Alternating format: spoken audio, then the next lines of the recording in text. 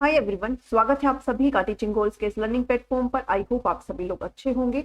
आज की जो वीडियो रहने वाली है वो एचटेट एग्जाम से रिलेटेड हम बात करेंगे। एचटेट 2023 का आपका एग्जाम होने वाला है। अक्टूबर मंथ में आपका एग्जाम जो है यहाँ पर बताया जा रहा है कि आपका अक्टूबर महीने में एग्जाम लिया जाएगा। आज की जो वीडियो है वो प्रिपरेशन स्ट्रेटेजी से रिलेटेड है। आपकी कैसी रणनीति रहनी चाहिए इस एग्जाम को लेकर के, कैसे आप इसको क्लियर कर सकते हो, इसके बारे में ये वीडियो रहने वाली है। स्पेसिफिक अगर बात करें तो सीडीपी यानी कि चाइल्ड डेवलपमेंट और पैडागोजी वाले सेक्शन को आप यहाँ पर कैसे प्रिपेयर कर सकते हो, बिकॉज आपसे 30 नंबर के क्वेश्चन यहाँ पर पूछे जाने वाले हैं। और जितने भी आपके लेवल है, level 1, level 2 and level 3, PRT, TGT and PGT, सभी के अंदर आपका 30 नंबर का पैडागोजी वाला सेक्शन यहाँ से पूछा जाएगा।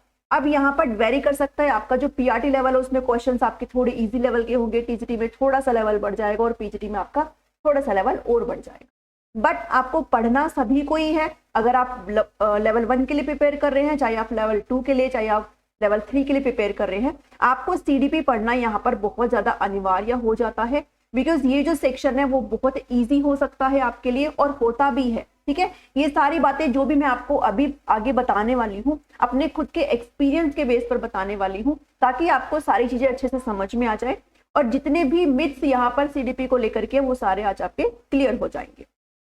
इस वीडियो में बात करेंगे कैसे आप अपने 30 मार्क्स यहाँ पर पक्के कर सकते हैं। मैक्सिमम 30 मार्क्स की अगर ना बात करें तो आते हैं number full out of out marks आते हैं, तो आप यहाँ पर 28 से 29 मार्क्स आराम से ले सकते हैं अगर आप अच्छे से अपना कंटेंट प्रिपेयर करते हैं और अगर आप अपनी प्रैक्टिस यहाँ पर अच्छे से कर लेते हैं तो आपके यहाँ पर बहुत अच्छे नंबर बनने के चांसेस है। बिकॉज आपको 90 नंबर लेना यहाँ पर अनिवार्य है। तो आप पहली तो कोशिश ये करेंगे कि आप सिर्फ 90 नंबर के लिए ना पढ़े, आप पढ़े कम से कम 110 या 120 के लिए, तब जाकर के आपके 90 अबव मार्क्स यहाँ पर आ पाते हैं। ठीक है, और इन 90s में ये जो 30 मार्क्स है ये आपके लिए बहुत स्कोरिंग हो जाते हैं। और अगर आप अपने एग्जाम की प्रिपरेशन कर रहे हैं तो आपको सीडीपी को बिल्कुल भी इग्नोर नहीं करना है। इजी होता है, हम लोग कई बार सोचते हैं कि भाई कहाँ से आ गया, हमने तो कभी पढ़ा ही नहीं है। जैसे मैंने जब एचटेट दिया था तो मेरा फिजिक्स है, एचटेट पीजीटी फिजिक्स है, तो उसके अंदर हमने कभी नहीं पढ़ा कि भाई साइकोलॉजी क्या होता है, ये सब क्या होता है। जब टीचिंग एग्जाम्स की प्रिपरेशन स्टार्ट करी तो पता चला कि भाई ये भी कुछ होता है। तो ऐसे अगर आप लोग भी फील करते हैं तो भी आपको बिल्कुल भी डरने की जरूरत नहीं है। आज के टाइम में मुझे इतना पेडागोजी आता है, मुझे इतना चाइल्ड साइकोलॉजी आता है कि कोई भी एग्जाम क्लियर हो जाए। ठीक है, तो अगर आप सभी लोग कर सकते हो, बस आपको इसको थोड़ा सा इंटरेस्टिंग तरीके से पढ़ना होता है और यकीन मानिए बहुत इंटरेस्टिंग होता है। आप एक बार पढ़ के देखिए। मैं क्लासेस स्टार्ट करने वाली हूँ, आज से ही आपकी क्लासेस स्टार्ट हो रही है। आज मैं आपको सिलेबस डिस्कस करूंगी, इस वाले वीडियो में आपके साथ कंप्लीट सिलेबस को डिस्कस किया जाएगा, उसके बाद हम अपनी वीडियोस को स्टार्ट करेंगे।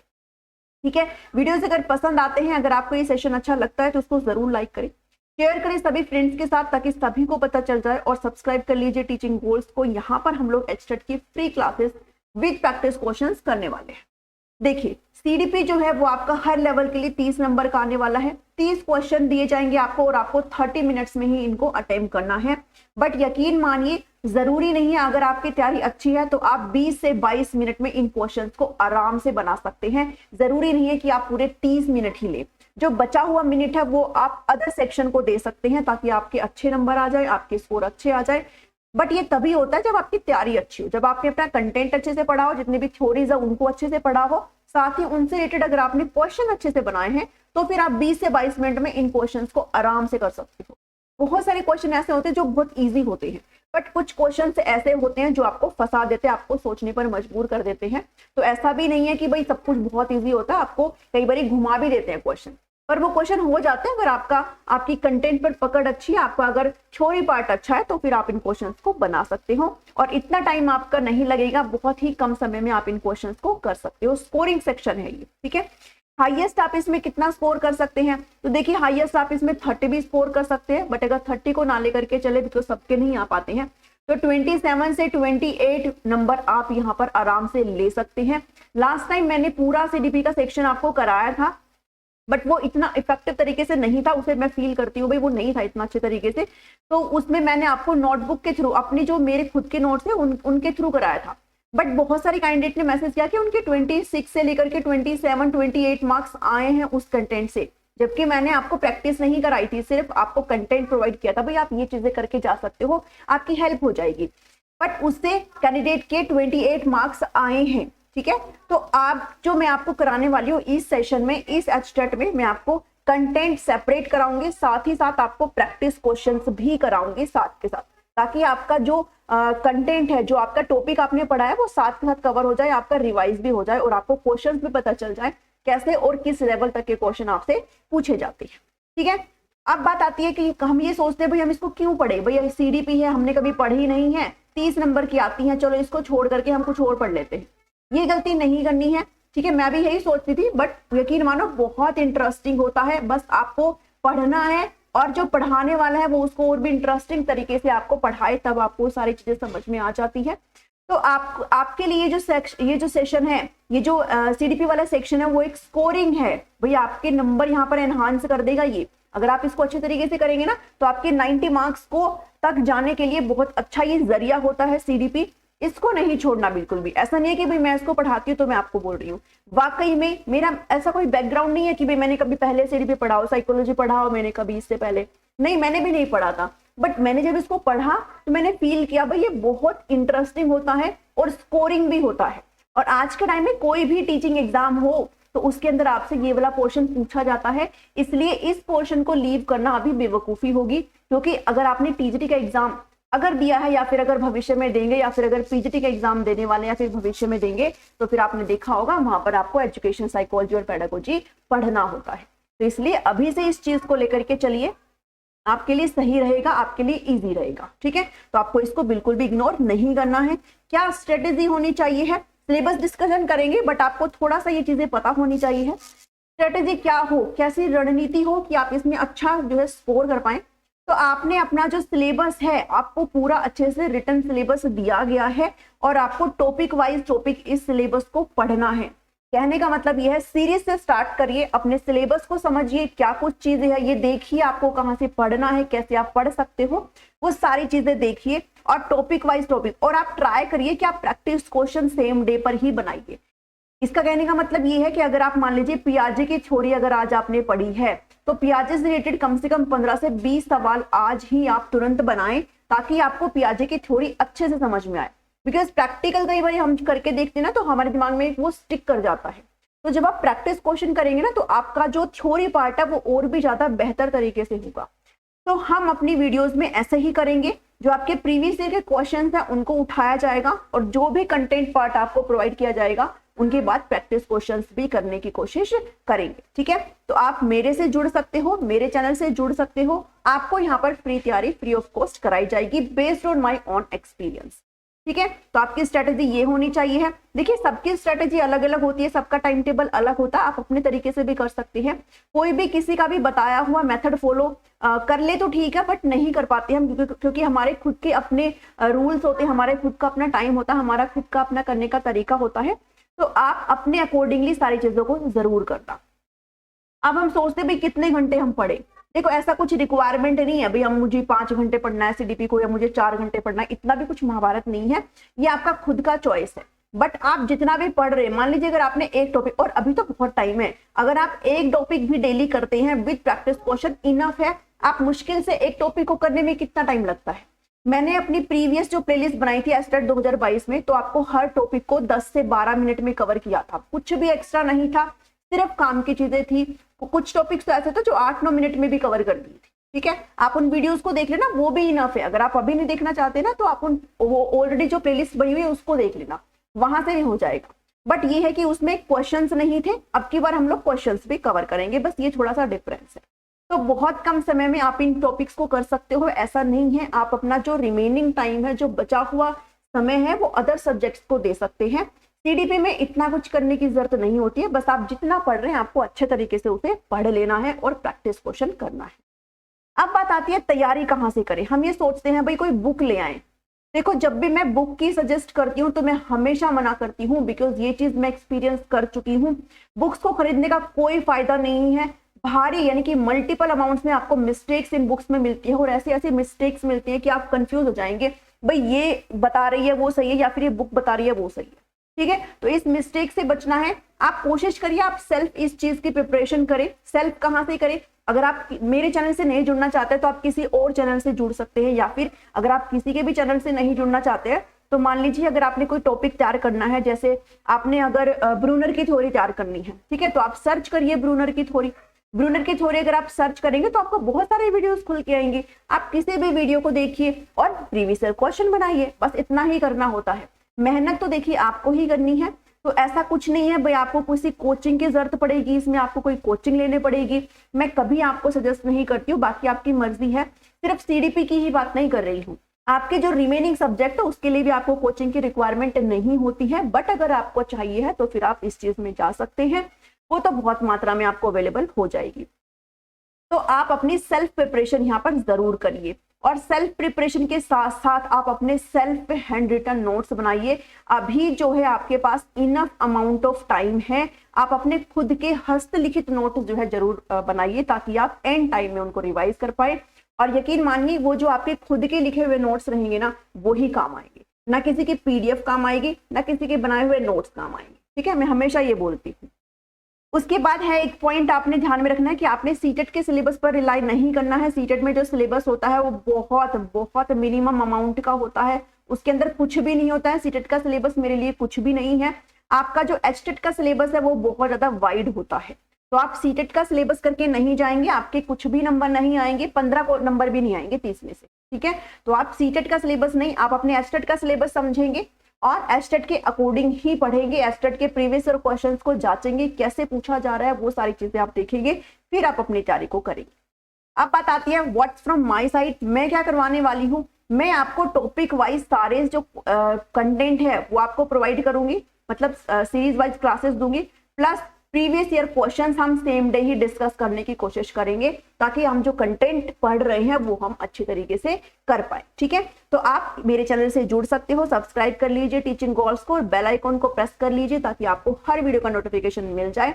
आज से मैंने बोला था, बट आज थोड़ा सा जो है सिलेबस आपके साथ डिस्कस कर लेते हैं, बिकॉज मूव करने से पहले भी मैं आपको पढ़ाने बैठ जाऊँ, ये टॉपिक पढ़ो, आपको पता ही नहीं है सिलेबस क्या है। बहुत सारे कैंडिडेट को पता भी होगा सिलेबस क्या है, बट फिर भी ये मेरी ड्यूटी हो जाती है कि मैं आपको एक बार सिलेबस जरूर बताऊं। ठीक है, तो आज हम सिलेबस को डिस्कस करेंगे और सीरीज वाइज एक एक टॉपिक को उठा करके प्रीवियस ईयर क्वेश्चंस के साथ करने की कोशिश करेंगे।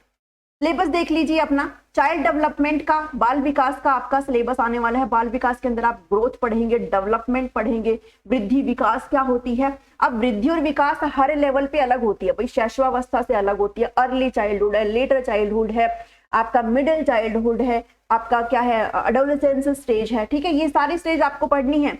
अब क्वेश्चंस कैसे आते हैं, ये आपका लेवल 1 है, ये आपका लेवल 2 है और ये आपका लेवल 3 है। लेवल 3 वाले एडोलेसेंस लेवल तक के बच्चों को पढ़ाएंगे तो आपसे एडोलेसेंस लेवल के क्वेश्चन पूछ लिए जाएंगे।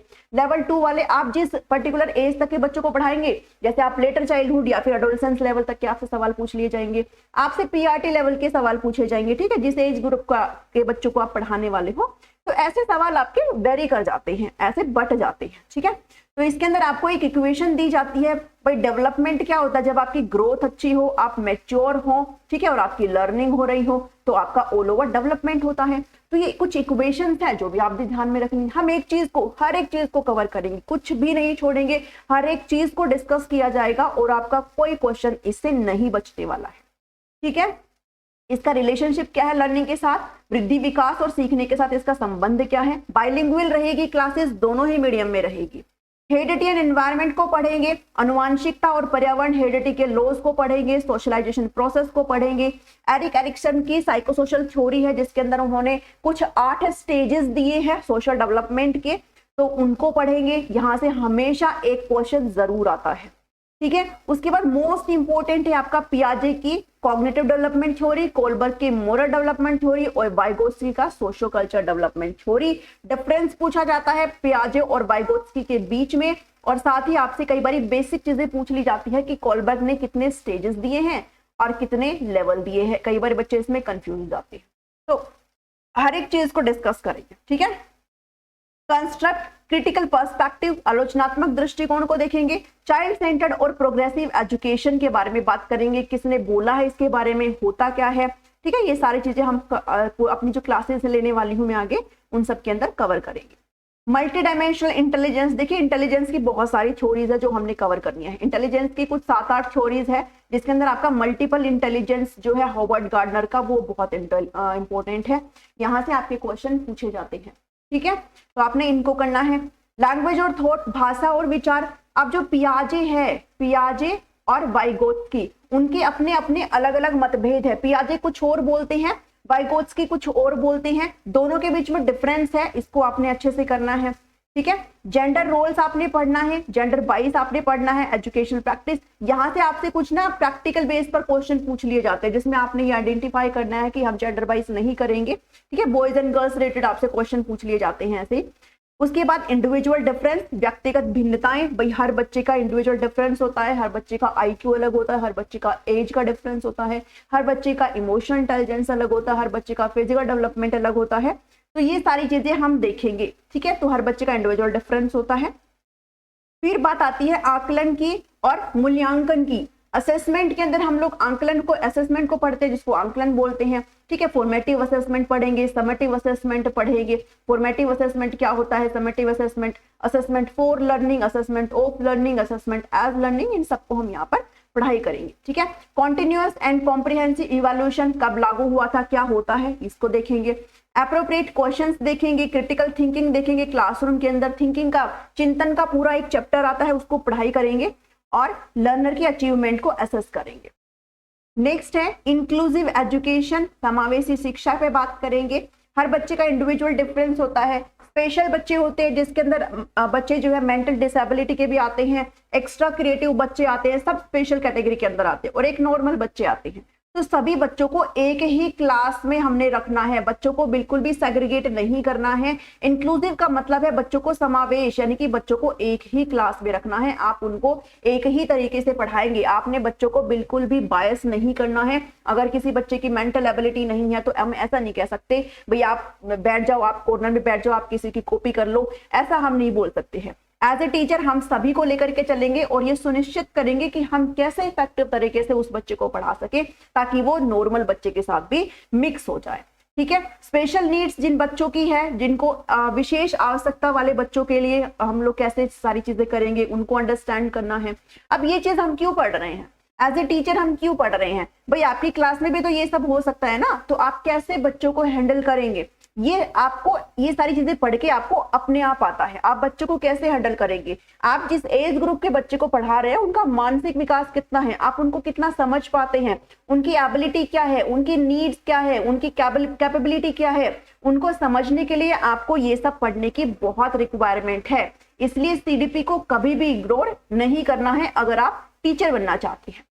हर बच्चे का बैकग्राउंड जो है वो अलग अलग होता है, हर बच्चे की जो पृष्ठभूमि है वो अलग होती है, हर बच्चा सेपरेट फैमिली से आता है, तो ये सारी चीजें जो है देखी जाती है, उसके बेस पर भी सारी चीजें करेंगे। क्रिएटिव स्पेशली एबल्ड लर्नर, रचनात्मक विशेष रूप से सक्षम विद्यार्थी के बारे में भी यहाँ पर पढ़ेंगे। सारी चीजों को एक एक करके अच्छे से देखा जाएगा। उसके बाद लर्निंग और मोटिवेशन, लर्निंग, ठीक है, टाइप्स ऑफ लर्निंग, लर्निंग की कैरेक्टरिस्टिक्स, लर्निंग की थ्योरीज है, बहुत सारी लर्निंग की थ्योरीज है, ठीक है। आपने उन सभी थ्योरीज को पढ़ना है। ट्रायल एंड एरर थ्योरी है, बहुत सारी थ्योरी है, ब्रूनर की थ्योरी है, इनसाइट लर्निंग थ्योरी है, इसके अलावा भी आपकी बहुत सारी थ्योरीज है। एक एक करके सभी थ्योरीज को पढ़ेगी, कम से कम 10 से 12 थ्योरीज है, ये सारी थ्योरीज हम कवर करेंगे। मोटिवेशन का एक सेपरेट आपका चैप्टर है, इंट्रिंसिक मोटिवेशन क्या होता है, एक्सट्रिंसिक मोटिवेशन क्या होता है, मोटिवेशन की थ्योरीज को कवर करेंगे। उसके बाद टीचिंग और लर्निंग के बेसिक प्रोसेस क्या होते हैं, इनके प्रिंसिपल्स क्या होते हैं, लर्निंग की स्ट्रेटजीज को, चिल्ड्रंस के एरर को अंडरस्टैंड करना, और कॉग्निशन और इमोशन, अनुभूति और भावनाएं, मोटिवेशन के बारे में और लर्निंग के बारे में, ये सब सेपरेट आपके चैप्टर्स हो जाते हैं। कॉग्निशन का, इमोशंस का, इमोशनल इंटेलिजेंस को पढ़ेंगे, ठीक है। ये सारी चीजें हम यहाँ पर अच्छे से पढ़ाई करने की कोशिश करेंगे। सेपरेट आपको हर टॉपिक का सेपरेट वीडियो मिलेगा और उनसे रिलेटेड क्वेश्चंस भी आपके साथ डिस्कस किए जाएंगे। तो ये आपका सिलेबस था for all the level, level 1, level 2 and level 3, ठीक है। फिर चाहे आपको कोई सा भी लेवल हो, आपको यहाँ पर 30 नंबर की सीडीपी पढ़नी ही है। बिल्कुल भी इस चीज को इग्नोर नहीं करिएगा, आपसे मेंस एग्जाम में भी पूछी जाती है। वीडियो अच्छी लगी है तो इसको जरूर लाइक करिए, शेयर करिए, सब्सक्राइब कर लीजिए टीचिंग गोल्स को। हम यहाँ पर फ्री तैयारी करने वाले हैं एचटेट की। Thank you, thanks for watching मी। आपको क्लास में मिलते हैं और चैनल को फटाफट से सब्सक्राइब कर लीजिए।